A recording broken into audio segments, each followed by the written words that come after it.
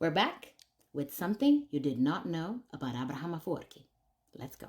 This guy is not only one of the most beloved, influential, and inspiring Eritrean artists who ever lived, he was also a master manifester. Let me tell you a story. A few years ago, I was moving and I found in a box this old geography textbook. And when I opened it, it had Abraham Afewerki's name written all over it. And so I thought my older brother must have been a fan of him, and so he ruined this book by scribbling Abraham Afewerki all over it. Wait a minute. Back then, Abraham Afewerki was not famous, and he was probably a kid, like 12, 11 years old. So I asked, and I found out that my brother and Abraham Afewerki were in the same summer camp, and they used to exchange textbooks.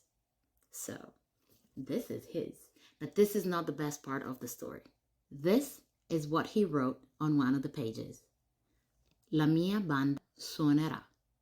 In Italian, it means my band will play. He already knew. Abraham Afewerki proved to us with his life and his career that dreams do come true. You just have to believe.